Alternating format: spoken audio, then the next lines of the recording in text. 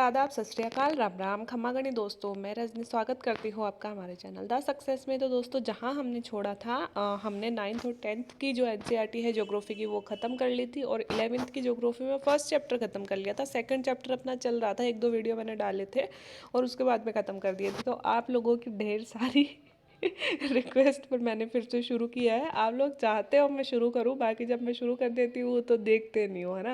मतलब आपको रहता है कि चैनल पे पड़े रहने चाहिए बस वीडियो, बाकी हम हमारी मर्जी होगी तब देख लेंगे, ठीक है। तो कोई नहीं, चलो कि हम फिर से शुरू करते हैं। हमारी भौतिक भूगोल के मूल सिद्धांत 11th क्लास में 2 एनसीईआरटीज़ है। मैं फिर से आपको बताना चाहूँगी कि 11th क्लास की ज्योग्राफी जब हम पढ़ लेंगे ना, तो यूँ समझना कि हमारी भौतिक भूगोल और इंडियन ज्योग्राफी लगभग कंप्लीट हो चुकी है। बेसिक्स हमारे कंप्लीट हो चुके हैं। यह मैं आपको बता दूं कि अगर आप फर्स्ट ग्रेड की तैयारी कर रहे हो, अगर आप कॉलेज लेक्चरर की ज्योग्राफी से तैयारी कर रहे हो, तो दोनों के लिए मतलब जो चीज़ें हैं, सबसे पहले जो हमें बेसिक्स चाहिए वो ज्योग्राफी चाहिए। और ज्योग्राफी में हम एनसीईआरटी या राजस्थान अध्ययन की किताबें पढ़ते हैं, तो यहाँ पे हम एनसीईआरटी सबसे पहले शुरू कर रहे हैं। उसके बाद में अगर आपका सपोर्ट और प्यार बना रहा तो फिर हम लोग जो कॉलेज लेक्चरर का सिलेबस वाइज है उसके अकॉर्डिंग अपन नोट्स शुरू करेंगे, ठीक है। और इसके साथ ही जो लोग सेकंड ग्रेड, थर्ड ग्रेड या आरएएस या फिर कोई भी वैकेंसी की तैयारी कर रहे हैं जिसमें बेसिक ज्योग्राफी पढ़ी मतलब पूछी जाती है, हर एक एग्जाम में पूछी जाती है जनरल नॉलेज में, तो उसके लिए भी ये है मतलब लाभदायक होगा। क्योंकि मतलब एनसीईआरटी तो हमें कम से कम, वैसे तो 6 to 12 पढ़नी चाहिए, बट अगर इतना टाइम नहीं है तो 9 से 12 तक की तो हमें पढ़नी चाहिए। तो यहाँ पे हम निकाल लेते हैं चैप्टर 2। एक बार हम देख लेते हैं इसका जो क्या बोलते हैं पाठ्यक्रम, विषय सूची देख लेते हैं। भूगोल एक विषय के रूप में, ये फर्स्ट चैप्टर अपन ने पढ़ लिया था। फर्स्ट चैप्टर मतलब होता भी बोरिंग है, वो परिभाषाएं वगैरह दी हुई होती है। यहाँ से हम सेकंड चैप्टर शुरू करेंगे। देखो, सबसे पहले जो सेकंड चैप्टर की जो इकाई या यूनिट है उसका नाम है पृथ्वी, और इसमें 3 चीज़ें बताएगा हमें: पृथ्वी की उत्पत्ति विकास, पृथ्वी की आंतरिक संरचना, महासागरों और महाद्वीपों का वितरण।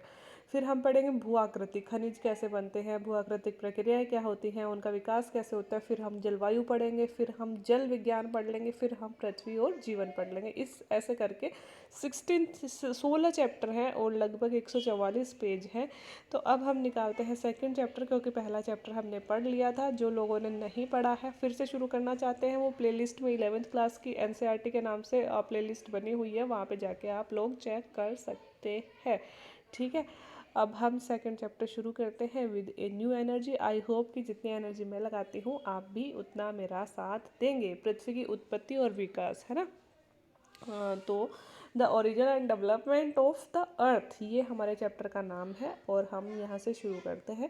एनसीईआरटीज़ की एक बहुत अच्छी बात ये होती है कि जब भी आप एनसीईआरटी शुरू करते हो कोई भी चैप्टर, तो आपको ऐसे लगेगा जैसे आप बच्चे हो और आपने कहीं मतलब शुरुआत करी है। बहुत ही बेसिक तरीके से समझाया जाता है। इसीलिए जब भी हम किसी भी एग्ज़ाम की शुरुआत करते हैं तो सब लोग हमें एनसीईआरटीज़ पढ़ने की सलाह देते हैं, ठीक है। तो ये भी देखो उसी तरह से शुरू कर रहे हैं कि आपको यह कविता याद है जो आपने नर्सरी की कक्षा में पढ़ी थी, ट्विंकल ट्विंकल लिटिल स्टार। बचपन से ही तारों और भरी रातों ने हमें आकर्षित किया है और आपने भी इन तारों के बारे में सोचा होगा। असंख्य प्रश्न आपके दिमाग में आए होंगे और कुछ इसी प्रकार के प्रश्न जैसे आकाश में कितने तारे हैं, ये तारे कैसे बने, क्या कोई आकाश के अंत तक पहुंच सकता है। इन प्रश्नों के अतिरिक्त भी कई प्रश्न आपके दिमाग में आए होंगे।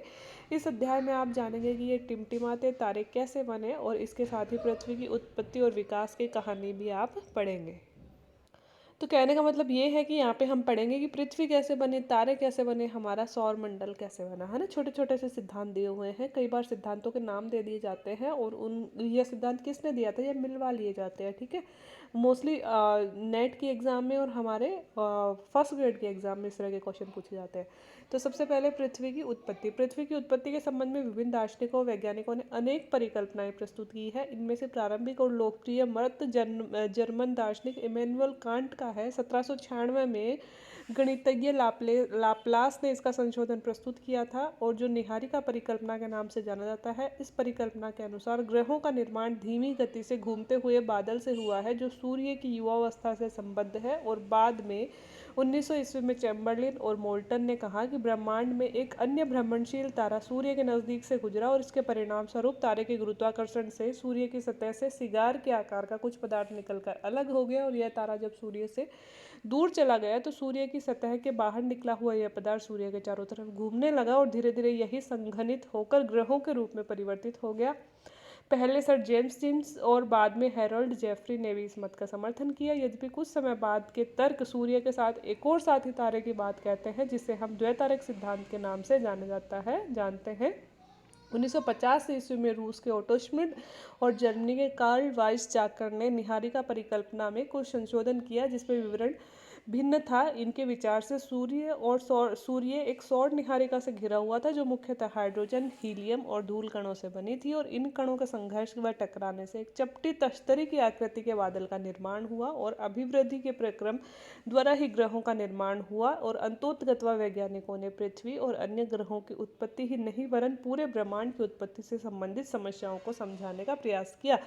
तो आपने ये जो पैसेज पढ़ा है, इसमें 3-4 सिद्धांत दे दिए, एक तारक सिद्धांत, द्वितारक सिद्धांत, है ना। कि सबसे पहले इन्होंने दिया है कि भाई तारों का निर्माण कैसे हुआ, हमारे सौर मंडल का निर्माण कैसे हुआ। तो सबसे पहले इनमें जो जो पुराना सबसे फेमस मत है वो है जर्मन दार्शनिक इमैनुअल कांट का, है ना, बहुत बार पूछा जाता है। और 1796 में लाप्लास ने इन्हीं की परिकल्पना में संशोधन किया था। परिकल्पना का नाम था निहारिका परिकल्पना। हमसे पूछा जाता है निहारिका परिकल्पना किसने दी थी, तो उसमें आएगा कि इमैनुअल कांट ने दी थी। और लाप्लास और इमैनुअल कांट का नाम साथ साथ ही आता है। अगर साथ साथ हो तो हमें दोनों पे टिक लगाना है, और अगर एक ही हो इनमें से तो दोनों में से जो भी एक है उस पे टिक लगाना है। कब दी थी? 1796 में दी थी। इन्होंने क्या कहा था? इन्होंने कहा था कि ग्रहों का निर्माण धीमी गति से घूमते हुए बादल से हुआ है, जो सूर्य की युवावस्था से संबद्ध था। इन्होंने कहा कि देखो, एक सूर्य था, और सूर्य, मान लो ये सूर्य है, सूर्य के चारों तरफ एक धीमी गति से एक बादल घूम रहा है, जिसको इन्होंने निहारिका बोला। और बोला कि इस निहारिका से धीरे धीरे तारे बने और अलग होकर, मतलब कुछ पदार्थ अलग होने लगे और तारों का निर्माण होने लगा। तो इन्होंने बोला कि मतलब कि सूर्य था, और सूर्य के आसपास एक निहारिका रूपी, मतलब एक संघनित बादल रूपी कोई पदार्थ घूम रहा था, और इससे हमारे सौरमंडल का या तारों का निर्माण हुआ। ये किसने कहा? 1796 में कहा। किसने? सबसे पहले तो लाप्लास ने, और फिर इसी में किसने संशोधन किया था? इमैनुअल कांट ने, और फिर लाप्लास ने। दोनों ने सेम सी ही बातें बोली थी, ठीक है। और फिर 1900 में चैम्बरलिन और मोल्टन है। फिर 1796 के बाद हम आ गए 1900 में। 1900 में दो वैज्ञानिक थे, चैम्बरलिन और मोल्टन। उन्होंने कहा कि एक सूर्य तो था ही, और सूर्य के आसपास एक तारा था, है ना, जो तारा सूर्य के चारों तरफ चक्कर लगा रहा था। जैसे ही ये तारा सूर्य के नज़दीक आया तो सूर्य का जो गुरुत्वाकर्षण है वह इतना ज़्यादा काम किया कि इस तारे का एक पदार्थ जो सिगार की आकृति का था, मान लो ये तारा था, और यूं लंबाई में कोई पदार्थ इससे तारे से अलग हो गया, है ना। और इसी पदार्थ से फिर, है ना, इसी पदार्थ से फिर ये क्या हुआ? ये तारा तो वापस दूर चला गया, और ये जो पदार्थ है वह सूर्य के चारों तरफ घूमने लगा, और यहीं से धीरे धीरे संघनित होकर यह ग्रहों के रूप में परिवर्तित हो गया। तो चैम्बरलिन और मोल्टन ने कहा कि ये तो है सूर्य, और सूर्य के आसपास एक तारा चक्कर लगा रहा था। जैसे सूर्य से सबसे पास वाली दूरी पे आया तो इसमें से सिगार आकृति का एक पदार्थ अलग हो गया। फिर तारा तो अपनी दिशा में वापस चला गया, ठीक है। तारा तो जहाँ जाना था, मतलब चक्कर लगा रहा था, तो वापस चला गया। अब तारे के बजाय क्या हुआ? स्क्रीनशॉट क्यों आ गया? अब तारा तो वापस चला गया और सिगार वाला पदार्थ रह गया। अब यह सूर्य के चारों तरफ चक्कर लगाने लगा, और इसी सिगार वाले पदार्थ से फिर एक एक करके ग्रह अलग हुए, और ग्रहों के रूप में, मतलब धीरे धीरे इसी सिगार वाले पदार्थ से ग्रहों का निर्माण हुआ। यह परिकल्पना किसने दी? यह परिकल्पना दी चैम्बरलिन मोल्टन ने 1900 में। और क्योंकि इसने सूर्य के चारों तरफ एक ही तारा बताया है, इसलिए इस परिकल्पना को हम एक तारक सिद्धांत भी कहते हैं। फिर है हैरोल्ड जेफरी और जेम्स जीन्स, है ना। इन दोनों ने क्या किया? इसी चैम्बरलिन मोल्टन के इसका समर्थन किया, मतलब एक तारक सिद्धांत से संबंधित है। अगर हमें पूछा जाए कि एक तारक सिद्धांत से संबंधित कौन कौन है, तो चैम्बरलिन मोल्टन और जेम्स जीन्स हो गया, और हैरोल्ड जेफरी हो गया। ये तीनों एक तारक सिद्धांत से संबंधित है, ठीक है। और फिर आगे चलकर कुछ विद्वान ऐसे आए जिन्होंने कहा कि नहीं जी भाई, सूर्य के चारों तरफ एक तारा नहीं था, दो तारे थे, मतलब दो तारे घूम रहे थे, और इसे द्वितारक सिद्धांत कहा गया। और इनमें इसमें ओटो स्मिड तो रूस का, और जर्मनी का कार्ल वाइसजेकर जो थे, इन्होंने मतलब आगे चल के मतलब द्वैतारक सिद्धांत भी बताया, निहारिका परिकल्पना में कुछ संशोधन भी किया। द्वैतारक सिद्धांत का मतलब होता है कि दो तारे चारों तरफ घूम रहे थे, उनमें से कुछ सिगार नामक पदार्थ अलग हुआ और उनसे ग्रह बने। मतलब कहने का मतलब ये है कि ये सब विद्वान ये कहना चाह रहे हैं कि सूर्य तो हमेशा से था और सूर्य के चारों तरफ एक निहारिका परिकल्पना वालों ने कहा बादल जैसा कुछ घूम रहा था, उससे पदार्थ अलग होकर ग्रह बने। एक तारक ने बोला कि सूर्य के चारों तरफ एक तारा घूम रहा था, उससे बने। और द्वैतारक वालों ने बोला कि दो तारे घूम रहे थे, उससे बने, है ना। अब जो कार्ल वाइसजेकर है, इन्होंने निहारिका परिकल्पना में कुछ संशोधन किया और उन्होंने बोला कि सूर्य एक सौर निहारिका से घिरा हुआ था। मतलब निहारिका मान लो एक गैसों का झुंड, मतलब एक तरह से बादल ही था, और वह हाइड्रोजन, हीलियम और धूल कणों से बनी थी। और जब ये मतलब इसके जो कण हैं वह आपस में टकराने लगे तो चपटी तश्तरी नुमा एक बादल का निर्माण हुआ और धीरे धीरे फिर इसी से ग्रहों का निर्माण हुआ। ठीक है, तो इस तरह से ये चार विद्वानों के नाम दे दिए जाते हैं, जैसे चैम्बरलिन मोल्टन दे दिया, जेम्स जीन्स दे दिया, कि कौन सा विद्वान किस वाली परिकल्पना से संबंधित है। तो इस पैराग्राफ में, छोटी सी पैराग्राफ में बहुत कुछ हमें समझा दिया गया। आई होप कि आपको अब तारों के निर्माण वाली प्रक्रिया समझ में आ गई। आप भी सोच रहे होंगे कि भाई कितनी सी तो बात कही है, इतने बड़े बड़े तारे इतनी सी देर में, मतलब इतने छोटे से में समझा दिया। तो हमें बहुत डीप में जाने की ज़रूरत नहीं है, क्योंकि हम एस्ट्रोनॉमी तो हम मतलब ऐसे खगोल विज्ञान थोड़ी पढ़ रहे हैं अपन, है ना। हमें एक बेसिक नॉलेज होना चाहिए और इनसे बस हमेशा जो क्वेश्चन बनता है वो मिलाने वाला ही बनता है ना, कि एक तारक सिद्धांत द्वितारक सिद्धांत से कौन से विद्वान संबंधित थे, वैसा ही क्वेश्चन बनता है। अब 15 मिनट से ज़्यादा का वीडियो नहीं करेंगे अपन, क्योंकि फिर आपको लंबा लगने लगता है। ब्रह्मांड की उत्पत्ति वाला एक पैराग्राफ कवर कर लेते हैं। आधुनिक समय में ब्रह्मांड की उत्पत्ति वर्तमान संबंधी सिद्धांत जो है बिग बैंग सिद्धांत सर्वमान्य है। इसे ही विस्तारित ब्रह्मांड परिकल्पना, एक्सपेंडिव यूनिवर्स थ्योरी भी कहा जाता है, हाइपोथेसिस भी कहा जाता है। तो अगर ब्रह्मांड की उत्पत्ति से संबंधित सबसे फेमस सिद्धांत अगर पूछा जाए तो वह कौन सा सिद्धांत है? बिग बैंग सिद्धांत है। और बिग बैंग सिद्धांत को ही एक्सपेंडिंग यूनिवर्स हाइपोथेसिस भी कहा जाता है। 1920 ईस्वी में एडविन हब्बल ने प्रमाण दिए थे। अगर आपसे कोई पूछ ले कि ब्रह्मांड और बिग बैंग थ्योरी किसने दी थी, तो एडविन हब्बल ने दी थी। कब दी थी? 1920 में दी थी। याद रखना, बहुत इंपॉर्टेंट क्वेश्चन है। ब्रह्मांड सिद्धांत का इन्होंने प्रमाण दिए थे कि ब्रह्मांड का विस्तार हो रहा है, समय बीतने के साथ साथ आकाश गंगाएं एक दूसरे से दूर हो रही हैं। इन्होंने कुछ ऐसे प्रमाण दिए कि ब्रह्मांड में जितने भी तारे, आकाश गंगाएं हैं, वो एक दूसरे से दूर हो रहे हैं, है ना। अगर आप प्रयोग कर सकते हो कि ब्रह्मांड के विस्तार का अर्थ क्या है, तो उन्होंने बोला कि एक गुब्बारा ले लो, उस पर कुछ निशान लगा लो, जैसे गुब्बारे को फुलाएंगे तो हम देखेंगे कि वो निशान एक दूसरे से दूर जा रहे हैं। ऐसे ही उन्होंने कहा है कि हमारा ब्रह्मांड भी एक गुब्बारे जैसा ही था, और इसमें जैसे बिंदु जो हमने बनाए गुब्बारे पे, वो बहुत सारी आकाश गंगाएं हैं, और अब आकाश गंगाएं दूर हो रही है। मतलब जैसे जैसे गुब्बारा फूलता है, बड़ा होता है, आकाश गंगाएं दूर हो रही हैं। इसलिए उन्होंने कहा कि हमारा ब्रह्मांड भी बड़ा हो रहा है, इसलिए हमारी आकाश गंगाएं दूर हो रही है और परिणाम स्वरूप ब्रह्मांड विस्तारित हो रहा है। यद्यपि आप यह पाएंगे कि गुब्बारे पर लगे लगे चिन्हों के बीच की दूरी के अतिरिक्त स्वयं चिन्ह भी बढ़ रहे हैं, जबकि यह तथ्य के अनुरूप नहीं है। वैज्ञानिक मानते हैं कि आकाश गंगाओं के बीच की दूरी तो बढ़ रही है, परंतु प्रेक्षण आकाश गंगाओं के विस्तार को सिद्ध नहीं करते। अतः गुब्बारे का उदाहरण यह आंशिक रूप से ही सही है। इन्होंने क्या बोला कि इन्होंने बोला कि गुब्बारा जब फुलाएंगे तो इन बिंदुओं के बीच की दूरी बढ़ जाएगी, लेकिन विद्वान ऐसे कहते हैं कि बिंदुओं के बीच की दूरी ही नहीं बढ़ेगी, बिंदु भी बढ़ने लगते हैं। जैसे कि ये छोटा सा गुब्बारा है, इस पर ये बिंदु लगा दिए, लेकिन जब गुब्बारे को यूँ फुलाएंगे तो ये बिंदु भी हमें लंबे लंबे दिखने लगेंगे। लेकिन इन्होंने कहा है कि आकाश गंगाएं नहीं बढ़ रही हैं, आकाश गंगाओं के बीच की दूरी तो बढ़ रही है, बट आकाश गंगाएं उतनी की उतनी है। तो इसे हम पूरी तरह से सही नहीं मान सकते। तो इन्होंने मतलब जो चित्र दिया है वो ऐसा दिया है कि प्रारंभ में हमारी पृथ्वी इस एक मतलब पूरा ब्रह्मांड एक बिंदु में समाहित था, फिर एक अचानक से विस्फोट हुआ और विस्फोट होकर हम इतने बड़े बन गए। मतलब इस तरह से हमारा ब्रह्मांड विस्तारित हो गया 1 सेकंड के भी कुछ अंश में, और अभी तक भी लगातार हमारा ब्रह्मांड जो है वो विस्तारित ही हो रहा है। थोड़ा सा इन्होंने समझाया भी है कि आरंभ में वे सभी पदार्थ जिनसे ब्रह्मांड बना था एक छोटे गोलक मतलब एकाकी परमाणु के रूप में ही एक ही स्थान पर स्थित थे, जिसका आयतन अत्यधिक सूक्ष्म और तापमान का अनंत घनत्व था। बिग बैंग की प्रक्रिया में भी इस अति छोटे गोलक में भीषण विस्फोट हुआ, और इस प्रकार के विस्फोट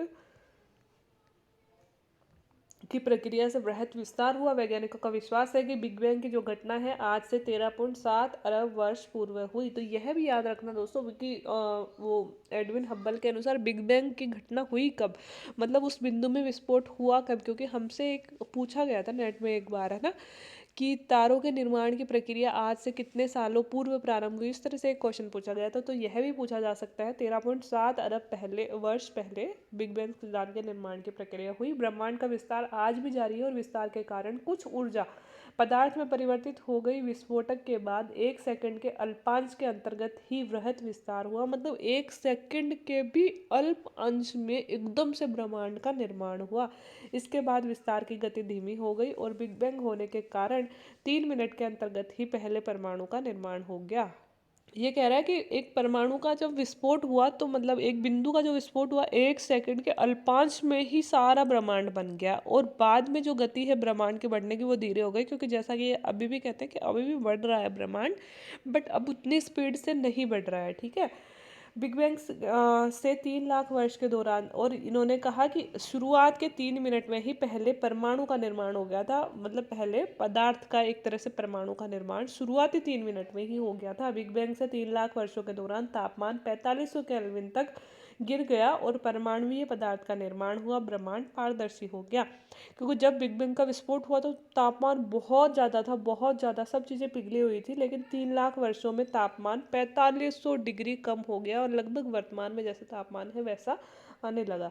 ब्रह्मांड पारदर्शी हो गया। ब्रह्मांड के विस्तार का अर्थ है कि आकाश गंगाओं के बीच की दूरी में विस्तार होना, मतलब आकाश गंगाओं के बीच की दूरी का बढ़ना, जिससे हमें पता चलता है कि ब्रह्मांड बढ़ रहा है। होयल ने इसका विकल्प दिया है स्थिर अवस्था संकल्पना के नाम से प्रस्तुत किया है। इस संकल्पना के अनुसार ब्रह्मांड किसी भी समय में एक ही जैसा रहा है, तथा यद्यपि ब्रह्मांड के विस्तार संबंधी अनेक प्रमाणों के मिलने पर वैज्ञानिक समुदाय अब ब्रह्मांड के विस्तार सिद्धांत के ही ज्यादा पक्षधर है। एक और विद्वान थे जिन्होंने बिग बैंग के सिद्धांत के विपरीत अवधारणा दी, उनका नाम था होयल, और होयल ने कहा कि स्थिर अवस्था परिकल्प संकल्पना, मतलब स्टेडी स्टेट कंसेप्ट, इन्होंने कहा कि यार ब्रह्मांड कुछ बढ़ नहीं रहा है, ब्रह्मांड था जैसा ही है, हमेशा से एक जैसा ही रहा है, लेकिन वर्तमान में हमें बहुत सारे प्रमाण सच में मिलते हैं कि आकाश गंगाओं के बीच की दूरी बढ़ रही है, इसलिए हम यकीन ज़्यादा बिग बैंग थ्योरी में ही करते हैं। सबसे ज़्यादा मान्य बिग बैंग थ्योरी ही है। तो ये तो हो गया हमारे ब्रह्मांड का निर्माण, आगे हम तारों का निर्माण पढ़ेंगे, लेकिन आज के लिए इतना ही। वीडियो कैसा लगा? अगर आपको अच्छा लग रहा है तो प्लीज़ नीचे do like share and subscribe करें, कमेंट अपने करें, और प्लीज़ वीडियो को शेयर भी करें, क्योंकि फिर वही है कि यार आप देखते नहीं हो वीडियो, व्यूज़ कम होने लगते हैं, मोटिवेशन कम हो जाता है, फिर बनाने का मन नहीं करता। तो अगर आप चाहते हैं कि वीडियोस बने रहें तो प्लीज़ आप वीडियो को ज़्यादा से ज़्यादा शेयर करें, ठीक है। बाकी वीडियो देखने के लिए थैंक यू सो मच।